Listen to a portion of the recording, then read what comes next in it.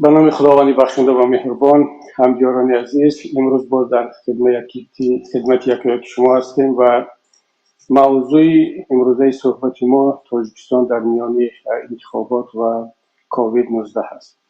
چند روز پیش من با همین موضوع در دانشگاه جورج واشنگتن آمریکا صحبت داشتم، اما چون مخاطبی من یا شنونده من، بیننده من بیشتر غربی ها بودن، کارشناسان، ژورنالیست ها و دیپلمات غربی، من مسئله انتخابات و زمینه تاجیکستان و کرونا ویروس رو از زاویه دیگر با آنها صحبت کردم. امروز که شنوندگان ما مردم شریف تاجیکستان هست و کسانی که به مسئله تاجیکستان ربط دارند، یک کمی این موضوع را از زاویه دیگر نزدیکتر به جزئیات کشور خودمان بحث و بررسی خواهیم کرد.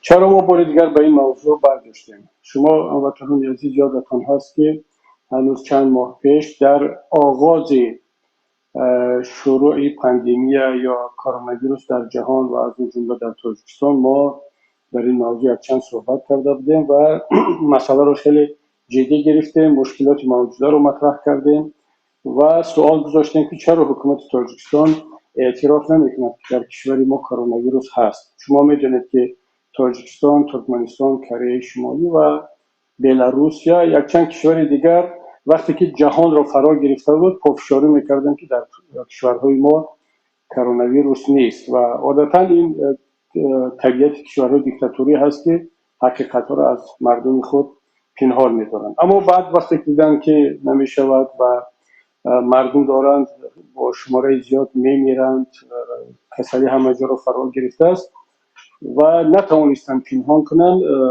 آمدن اعتراف کردند و اما باز هم از اون آهنگ صحبت خود پایین نفرآمدند، گفتند که این همه کاری خائنان ملت است، دشمنان ملت است، یک گروه در خارج ایستاده دعوا میکنن که در تاجیکستان کرونا ویروس است، این گونه نیست. اما وقتی که اعتراف کردن یا مجبور شدن که اعتراف کنن، یک کمتر آهنگ صحبتشون دیگر شد.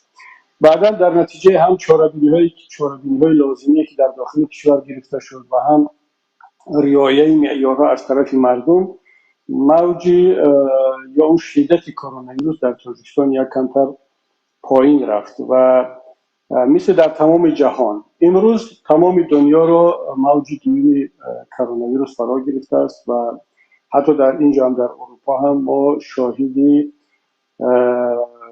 مبتلا شدن شماره زیادی از شهروندان به این بیماری هستیم و بخصوص در آلمان هم، حتی در فرانسه هم وضعیت از آلمان بدتر است، در کشورهای دیگری اروپایی هم.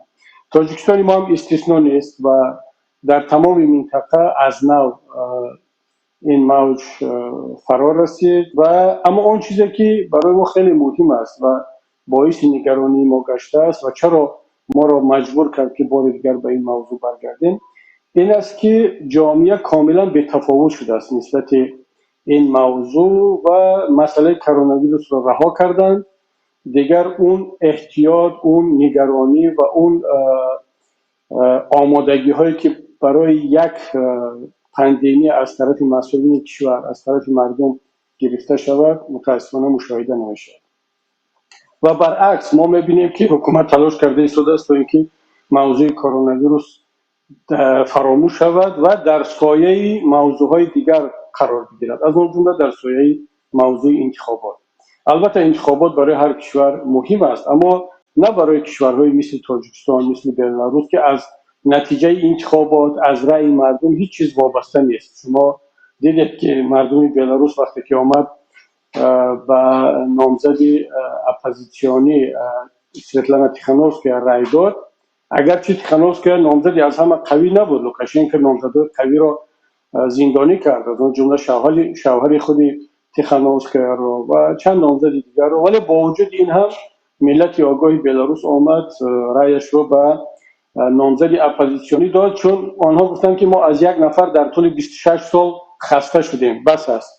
حالا هر کسی هم که باشد ما با او رأی میدیم، اما با اون نفری که 26 سال باز حکومت رو در قبضه خود دارد با اون رأی نمیدیم. اما با وجود این هم لوکاشنکو با همون منطق نزدیک به منطق امامعلی رحمانوف که در کشور ما پاندمی نیست، کرونا ویروس نیست. این را غربی ها گفته ایستادن، فقط با رقص و بازی و با کارتوشکه خوری و با خکه بازی می شود این را سپری کرد و آمد برای خودش 80% رأی مردم را نوشت، اما مردم بلاروس قبول نکرد. یعنی من به این معنی مثال را آورده ایستادم که برای کشورهای پس شوروی، بخصوص کشورهایی که خیلی هم دیکتاتوری هستند، انتخابات چندان کاری مهم نیست که مردم سلامتی خودش را، مردم آینده کشور را در گرو انتخابات بگذارند و برای همین دیدیم که در بلاروس چی رخ داد. حالا هم در تاجیکستان حکومت تلاش میکند که با همون روش دوست بلاروسی خودش مسئله کرونا ویروس رو نادیده بگیرد و مردم را برای یک اسپکتاکل دیگر آماده کرده ایستادند به نام انتخابات. البته حکومت تاجیکستان این اسپکتاکل ها را هر روز برگزار کرده ایستاده است. شما میبینید روزی نیست که در چون یک شرایطی که باید همه فاصله رو رعایت کنند، باید مردم بدون ضرورت بیرون نروند، تنها در حالتهای بسیار هم ضرور مثل مکتب، مثل مغازه رفتن، یگان ادارهای حکومتی که برای یگان سند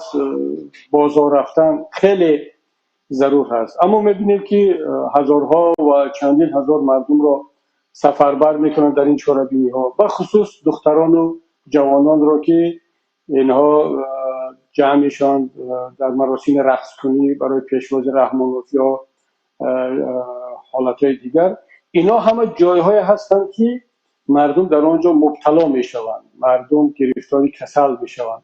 و جایی که یک حکومت بیاید وقتی که قانون قبول میکند، معیارها رو معین میکند، خودش رعایت کند، پیش از آن که از مردم طلب کند خودش رعایت کند تا اینکه این کسلی پهن نشود.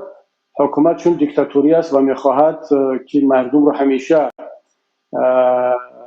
در یک حالت رقصیدن و بازی کردن در پیش او سرودخواری نگه دارد، پروای نه سلامتی مردم دارد نه تنصیحاتی ملت دارد.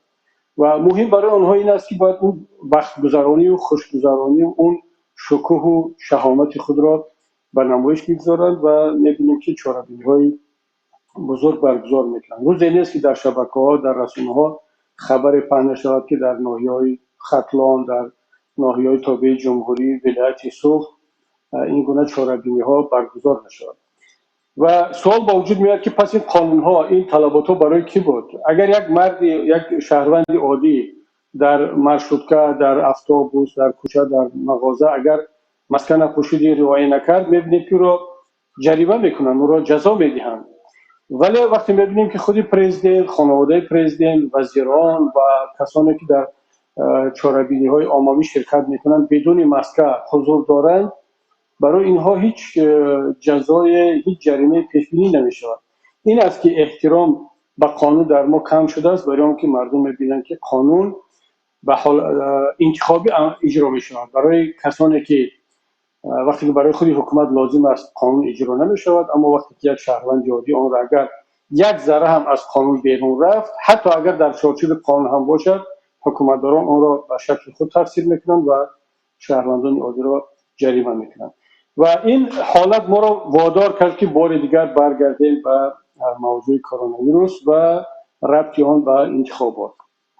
ببینید همگران گرامی، ما وقتی که کرونا ویروس شروع شد تمام جامعه اون را جدی گرفت و مردم درباره اون می نوشتن، رسانه ها می نوشتن. حتی وقتی که دیدن که حکومت آمار دروغ را اعلام میکند، وقتی که عکس‌ها، نام‌های صدها و هزارها نفر نشر میشدن که از کرونا ویروس فوتیدن، حکومت همگی اون وقتا رقم 40 را اعلام کرده بود. یک گروه از جامعه، از فعالان جامعه شهروندی آمدن آمار الترناتیوی را راه اندازی کردن در سایت‌های گوناگون، در شبکه‌های اجتماعی، و این باعث آن شد که مردم معلومات بیشتر درباره خطر کرونا ویروس پیدا کردند و احتیاط را بیشتر کردند.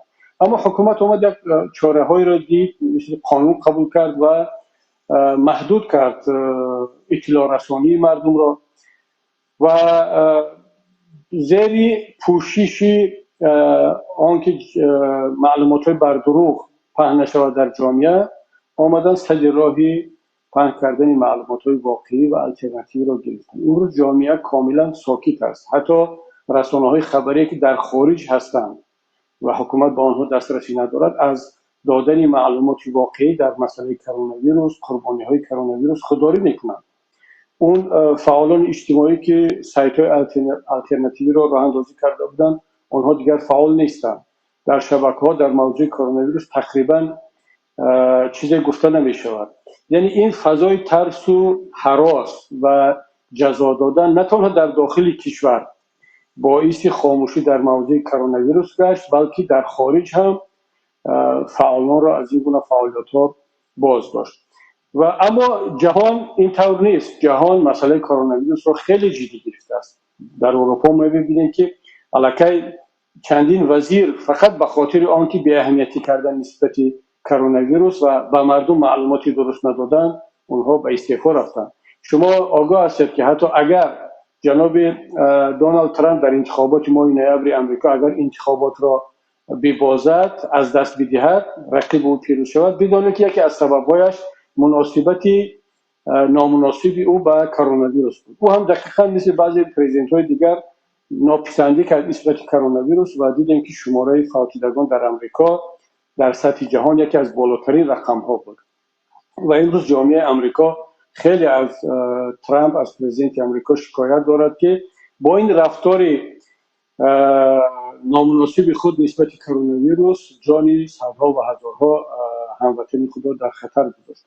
دقیقاً همون کاری که امامعلی رحمانوف در تاجیکستان کرد. اما چون در امریکا دموکراسی هست و مردم میتواند پرزیدنت خود را جزا بدهد با رأی مخالف دادن یا رأی دادن بر رقیب خود، این یک نمود جزا دادن است. در کشورهای دموکراتی مردم پرزیدنت خود را، وزیر خود را با همین اسلوب جزا میدهند که او را دیگر انتخاب نمیکنند. اما در کشورهای دیکتاتوری مثل تاجیکستان مردم حتی در این مسئله هم دست کوتاه است. نمیتوانند رحمان را برای این خنوق نظری، برای این جنایت ها جزا بدهند، چون انتخابات با این شکلی که الان برگزار میگردد و خودش نامزد هست، دیگر اون نامزدای لختک مانند که از احزاب کیستگی پیشنهاد شدن، اونها جز یک همون فساد برای این انتخابات در ناخونک دموکراتی امامعلی رحمانوف چیزی دیگری نیستند. بنابر همین مردم حتی نمیتواند پرزیدنت را، رهبریت خود را برای این خنک نظری نسبت جان و سلامتی ملت جزا بدهد یا انتخاب کند. و اونها هم با همین خاطر آمدن این قانون را قبول کردن که هر کسی اگر معلومات غیر رسمی را درباره کرونا ویروس پهن میکند جزا داده میشود، که این خودش باعث تبدیل شدن تاجیکستان به یک فضای خاموش در باره کرونا ویروس است. و این فضای خاموش ملت را میتواند فریب بدهد. ملت ندانسته به یک حالت مرگومیر و گرفتاری های سختی کرونا ویروس دچار شود. البته ما معلومات های زیاد داریم. روز این است که در شبکه‌ها یک عکس از یک دکتر، از معلم، از یک شخصیت معروف نشود. چه رسد به اون مردم عادی که کسی آنها رو نمیشناسد. اونها نه به دکتر مراجعت میکنند، در خانه تبابت میشن. اگر که خدای نکرده فوتیدن، کسی از اونها خبر نمیشود. و ما ببینید هموطنان گرامی، چرا من میگم که باید مسئله کرونا ویروس رو جدی گرفت؟ نه اون رفتاری که حکومت میکنه با اون باور کرد وضعیت همه آرام است، رقص بازی کنید، به بازار بروید، به انتخابات بروید. جامعه جهانی، کورپوس دیپلماتی، کارشناسان درباره وضعیت کرونا ویروس در تاجیکستان تمام معلومات رو دارند. اونها سفارت دارند، دیپلمات‌ها دارند، نماینده دارند، مسئله ها را پیگیری میکنند، آماری الटरनेटिव را جستجو میکنند. چرا امروزها روسیه آماده شد که دری خود را برای شهروندان قزاقستان، ازبکستان، قرقیزستان و بسیاری کشورهای دیگر جهان باز کند؟ ولی برای تاجیکستان نه. برای چی؟ اگرچه از روی آمار رسمی تاجیکستان پایانترین شماره فوتیدگان و گرفتار کرونا ویروس را در منطقه ایسنگی دارد. چرا با این شماره پست، با این آمار پست، روسیه شهروندان ازبکستان و قزاقستان را قبول میکرده است اما دری خود را برای تاجیکستان باز نمیکنه؟ برای اینکه باور ندارد به این آماری که حکومت پهن میکنه. سفارت روسیه معلومات را جمع‌آوری کرده ایستاده است، گزارش‌ها رو میگیرد و به مرکز میفرستد که حقیقت چیزی دیگر است. یا امریکا اخیراً وزارت خارجه امریکا بیانیه صادر کرد که شهروندان امریکا و دیگر وقتی سفر میکنن به خارج درها باز شد، ولی به تاجیکستان سفر نکنند، چون وضع واقعی کرونا ویروس در تاجیکستان خیلی بد است. حکومت تاجیکستان میتواند مردم تاجیکستان رو فریب کند، اما جامعه جهانی را نمیتواند فریب کند و جامعه جهانی میداند. متاسفانه اگر با این سیاستی که رحمانوف پیش گرفت، ما خودمان را، ملت خود را، کشور خود را در انزوا، در توپی قرار دادیم. اگر حکومت از روز اول شفاف می بود، معلومات واقعی رو میداد، مردم احتیاط میکردن و حتی اگر شماره فوتیدگان و مبتلا شدگان بالاتر هم باشد، بالاتر هم نشان داده شود، اما وقتی که جامعه جهانی کارشناسان میبینن که حکومتش دروغ نمیگه، برای مثال اگر بگن که 400 نفر 500 نفر فوت، شماره مبتلا شدگان حالا اون 8000 که میگن نیو، حالا 15000 باشد 20000 باشد، مثل کشورهای دیگر امریکا، اروپا، روسیه تاجیکستان را محدود نمیکنن. میگن چرا؟ برای میگن که حکومتش راست میگه و همون مقداری که در تاجیکستان است در کشورهای ما هم هست. اما وقتی که هیچ کس نمیداند حقیقت چی هست، حکومت دروغ میگه، آسانترین و بهترین راه برای کشورهای اروپایی، کشورهای دنیا، برای روسیه این است که درها رو برای تاجیکستان ببندد، تمام دیگر، و تخمین نکند که چقدر است. تا وقتی که حکومت در مسئله کرونا ویروس به مردم و جهان راست نمیگوید، بدانید که ما تاجیکان این مشکل را خواهیم داشت، بخصوص مهاجران ما در کشورهایی که در موندن. امروز باز هم خبرها رو میخوانیم که در مرز قزاقستان، در اون روسیه، هزارها تاجیک میخوان که به وطن برگردند، چون در روسیه دیگر کار نیست، پول نیست. آنها حداقل این روزهای دشوار رو میخوان که در پهلوی فرزندان خود، پدری مادر خود، همسایگان خود بگذرانند. اما چرا حکومت دری خود را برای هموطنان، شهروندان خودش باز نمی‌کند؟ ببینید دوستان گرامی، در تمام دنیا کشورها آمدن مرزها را بستند، مانع گذاری کردند برای وارد شدن خارجیان و کشورشان که امروز آنها را هم برداشتند. یگانه کشوری که تا امروز در را برای شهروندان خودش بسته است این تاجیکستان است. مسئله تندرستی نیست، مسئله آوردن کرونا ویروس نیست. اگر مسئله تنها به کرونا ویروس ربط داشت، تاجیکستان مثل کشورهای دیگر عمل میکرد، برابر وارد شدن اونها را تست میگذارن و کسانی که مورد شبهه هستند در کرانتین نگه میداشت، کسانی که نه اونها بیماری ندارن اونها را رها میکرد. تمام دنیا این کار کرده است. اما برای چی حکومت تاجیکستان اجازت نمیدهد که شهروندان بخصوص مهاجرین به وطن برگردند؟ چون حکومت تاجیکستان از شهروندان خودش میترسد که این جوانانی که الان بیکار ماندن میان در داخل تاجیکستان، اینها در آینده جای کار طلب خواهند کرد، اینها شرایط زندگی بهتر طلب خواهند کرد، اینها خودشان تبدیل میشوند به پتانسیل اعتراضی مثل که در بلاروسیا هست. حکومت تاجیکستان میخواد اینا میمیرن، کسل میشوند، بے پول میمونند، هر چی میشوند در همون خارج بمونند. حکومت تاجیکستان شهروندان خود را بخصوص جوانان ملت را فقط همچون یک قوه کاری میشناسد، قوه کاری که در خارج باید کار کند، به حکومت پول بفرستد، وقتی که پولی که به پدر و مادر خودش میفرستد از طریق بانک حکومت میگذرد، اونها پرسنت خود را میگیرند، این پول را در داخل تاجیکستان میچرخد در اقتصادیات و درآمد میبیند. اما این شهروند، این جوانی نیرومند تاجیک وقتی که کسل شد، وقتی که دچار مشکلی شد، وقتی که بیکار ماند در خارج کشور، رحمانوف در رو برای او میبندد، اجازت نمیدهد که به پیش زن و فرزندش، به پیش پدر و مادرش برگردد. یعنی ملت باید بداند که چی کسی را تا امروز در بالای سر خودش نگه داشت و چی کسی 7 سال دیگر در این انتخابات پیروز شود، اگر و پیروز هم که می شود کشور را اداره خواهد کرد. مناسبت این انسان و شهروند این گونه هست و این است که ما در یک وضعیت بسیار دشوار قرار داریم و من چرا لازم دانستم که یک صحبت دیگری در موضوع کرونا ویروس و انتخابات داشته باشم. حالا بیایم به نقطه از همه مهم که مردم در این شب روز کار کنند. آیا مردم در این وضعیت بروند به انتخابات یا نروند؟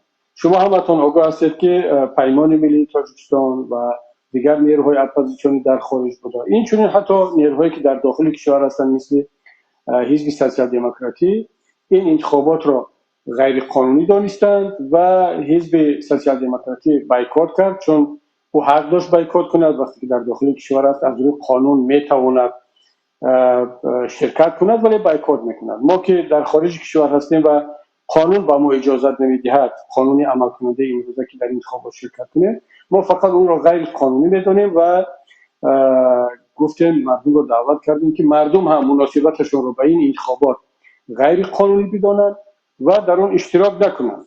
چرا غیر قانونی میدانیم؟ چون حقوق شناسان داخلی کشور موقع خود را درباره این انتخابات علاقه گفتند که چرا انتخابات خلاف کنستیتوسیون جمهوری تاجیکستان است، خلاف قانونهای عمل کننده هست و اون یک ماه پیش از وقتی تعیین کرده کنستیتوسیون برگزار شده ایستاده است. بنابراین این غیر قانونی است و ما وارد این موضوع خودمون نمیشیم. اما از نگاه ما شرکت در این انتخابات نه از لحاظ سیاسی نه از لحاظ تندرستی هیچ ضرورتی ندارد، هیچ فایده‌ای ندارد. چی شما شرکت کنید چی نکنید، بدانید که رحمانوف اون رقمی را که برای خودش لازم است اعلان خواهد کرد و فقط شرکت دو تا ضرر دارد. یکی اینکه شما وقتی خود را از دست میدهید و میروید با جای اینکه به یک کاری مفید مشغول شوید میروید به حوزه اوچسک انتخاباتی. دوم اینکه در این شرایط کرونا ویروس کی کفالت میدهد که در آنجا مردم گرفتار ویروس نمیشوند؟ حتی اگر اون فاصله رعایت شود هم اون ویروس که همتون میدونید در این 6 ماه علاقه همه آگاه شدن که این ویروس طبیعتش چگونه است، چگونه میگذرد. این توسط بیشتر همون ذره های خرد مایع هایی که میتونند هم در هوا باشد، میتونند هم در دست در اون جای میز در هر جایی که اگر باقی مانده باشد توسط اون میگذرد.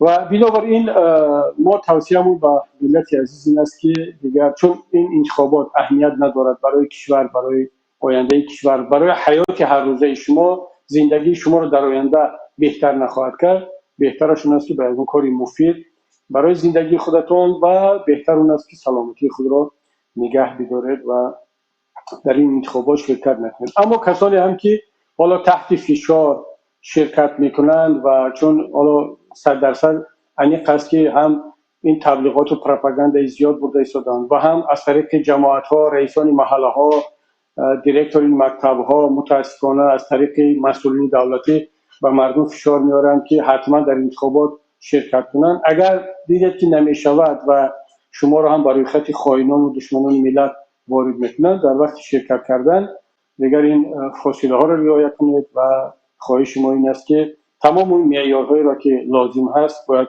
رعایت کرده شود به خاطر سلامتی خود، به خاطر سلامتی ملت.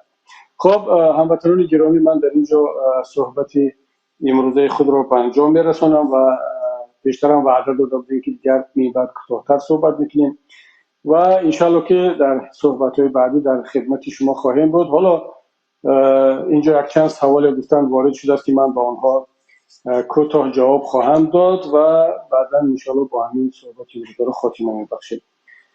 خب یک سوال وارد شده است که سلام علیکم، شما هجوم به خانه یعقوب سلیموف و به رحمت الله ظریف رو چگونه تفسیر میکنید؟ آیا حکومت منفعت‌دار است که پیش از انتخابات وضعیت را خراب کند یا اینکه این کاری دست دیگران بود؟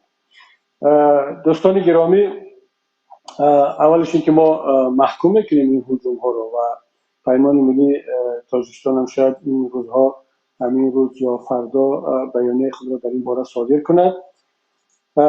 خیلی دشوار است گفتن که کار دستی کی بود. البته خود یعقوب سلیموف که چهره سیاسی نیست، چهره معروف در تاجیکستان است اما چهره فعال سیاسی نیست، فکر نکنم که او خودش منفعت‌دار باشد برای پهن کردن چنین خبرها. اگر که چنین خبرهای پهن شد رفت، اگر چه خانواده‌اش انکار کردن، ولی سرچشمه‌های مستقل و غیر رسمی با ما هم تایید کردن که این این حادثه رخ داده است و خود خبرگزاری اخبار هم که اولین بار این خبر رو نشر کرد بعدا از طرف خانواده رد شد، ولی باز خود اخبار پافشاری بر آن داشت که این خبر درست است و سرچشمه‌های مستقل دیگری هم که ما از آنها پرسیدیم از داخل تاجیکستان این خبر را تایید کردن. اما درباره رحمت الله ظاهرов این بار اول نیست که این سیاستمدار تاجیک مورد علت سکوت قرار میگیرد و متاسفانه خیلی هم نامردانه و طبیعی است که رحمت الله ظاهرov انتخابات رو بایکوت کرده بود، حزبش انتخابات رو بایکوت کرد و کسانی هم که این کار رو کرده باشند تنها یک هدف داشتن، از رحمت الله ظاهرov انتقام بگیرن به خاطر آنکه این انتخابات رو بایکوت کرد و غیر قانونی دانست، همچون حقوقشناس این را با فکت و دلیل اثبات کرد. و در تاجیکستان که همه باید حرف رحمانوف رو گوش کنند، صدا دادن چنین موقع واقعا خیلی را ناراحت کرد و خواستن از او انتقام بگیرن و هم پیام به جامعه بفرستن که حکومت به هیچ کس رحم نخواهد کرد و هیچ کس را اجازت هم نمیدهد که نظری مستقل داشته باشد.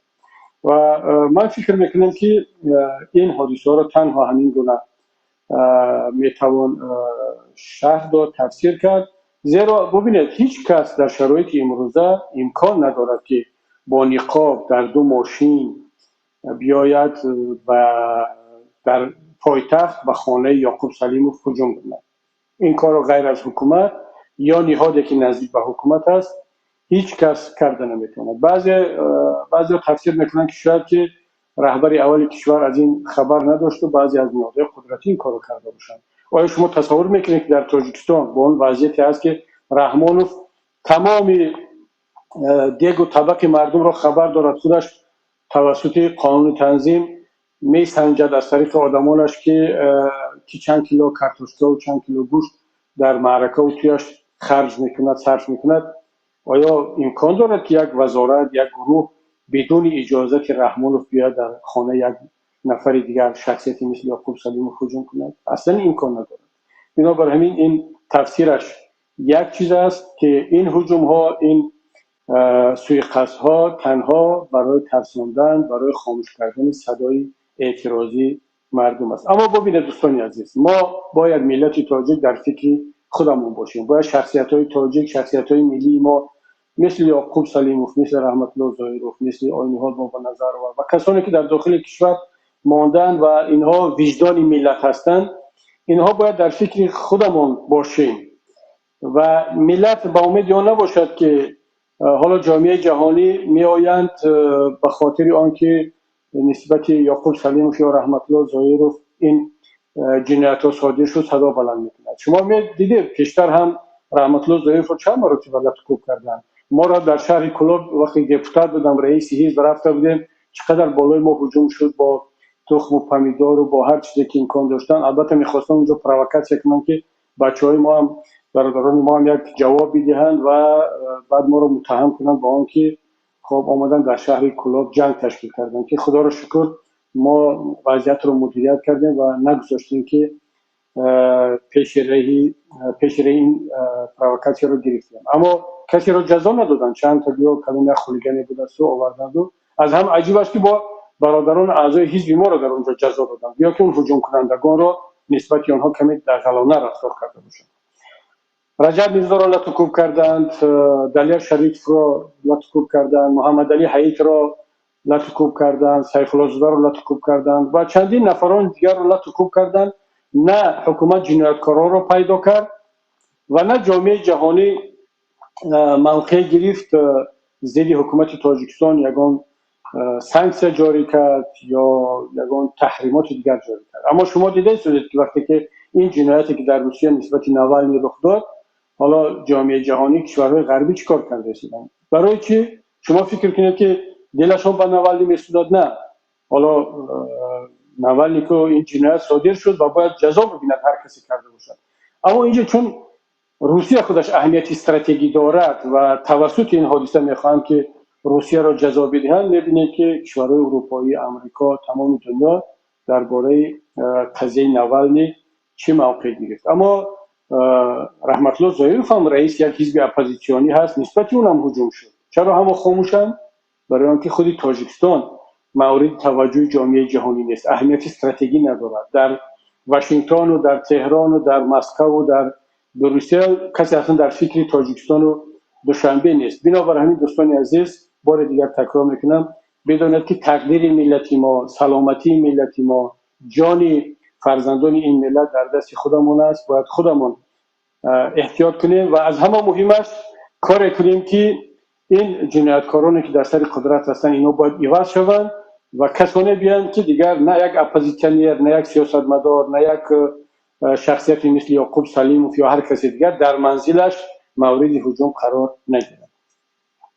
خب سوال دیگر اینجا پرسیدند بعد از اعلان این صحبت فبریک جواب ایراد گرفت که شما در وقت نماز جمعه آنلاین مانده، آیا امکان نداشت که بعد دیگر وقت برگزار میکردید؟ خب دوستی عزیز، اولش این که برای فبریک جواب نه جمعه اهمیت دارد، نه نماز جمعه، نه نماز 5 وقته، نه مسجد. اینا دنبال پیدا کردن یک بهانه هستند، که یک ایراد بگیرن. حالا فرق ندارد در این موضوع است یا اون موضوع دیگر است. حتی اگر ما این آنلاین رو از درون کعبه از مکه هم آنلاین برگزار کنیم، اینا باز یک ایراد میگیرن. بنابراین همین دنبال این ایرادها نباشید. شما خودتون آگاه هستید که در تمام مسائل های دیگر اونا خود ماهیت مسئله رو کنار میگذارن، اما اگر یک خطای در اونجا رفت یا یک اشاره شد یا اون کلمه به یک شکل دیگر تفسیر میکنن، بعد میبینید که فضا رو چگونه تلاش میکنن که تا حد مخشوش کنن که اهمیت موضوع اساسی نادیده شود، در کنار بماند. دوستان عزیز، وقتی تعیین شده بسیار وقتی مناسب است، وقتی خوب است. چرا؟ در تاجیکستان عزیز ما حالا ساعت تقریبا ساعت 3 اگر شروع شده باشد، حالا نزدیک ساعت 4 هست یا 4 هم ملکه شد، یعنی بعد نماز جمعه رو مردم کارها رو انجام دادن و روزی کاری هم هست تا اینکه نخواستیم از وقت مردم بگیریم. در اروپا هم که دیگر الان با این کرونا ویروس نماز جمعه در مسجدها برگزار نمیشه. تنها در چند مسجد در سطح اروپا نماز جمعه برگزار می شود با قرار خود مفتیات مرکزی اروپایی، مرکز فتوای اروپایی. نمازهای جمعه در مساجد اروپا تا معتدل شدن وضعیت کرونا ویروس به تاخیر انداخته شده است و مردم نماز رو در خانه هاشون برگزار میکنن. البته این رو هم بگیم که در اروپا برگزار کردن نماز جمعه ممنوع نیست، اما با خواهش و توصیه خود مرکز اسلامی و امام خطیبان این مسجدها و نمازگزاران توصیه شد که بهترش که نمازها رو در خانه هاشون برگزار کنن و نماز جماعت و نماز جمعه نریدن، تا اینکه هم قانون کشور احترام شود و هم طلبات شریعت هم هست. اما دوستان عزیز، این کسانی که همیشه ایراد میگیرند و در جستن همین گونه حالات هستند، اونا میشنن همین صحبت‌های من تماشا میکنن. فرق ندارد صحبت این است در دانشگاه آمریکا بود، در هر کجای باشد، اینا میشینند و دنبال حرفای ما نیستند، دنبال پیدا کردن یک کمبودی هستند که بعد اون رو در رسانه‌ها در شبکه‌ها پررنگ کنند. بنابراین همین دوستان وقت خیلی مناسب و خوب انتخاب شده بود و انشاءالله که برای هیچ کسی مشکلی به وجود نخواهد آورد. خب دیگر با همین صحبت این روزا رو به انجام برسونیم. در پناه پروردگار یکتا باشه، همیشه صحت و سلامت باشه، چه از کرونا ویروس، چه از مشکلات دیگر، چه از مشکلات اقتصادی و اجتماعی. تا صحبت های دیگر، خداوند شما را نگهدار باشه.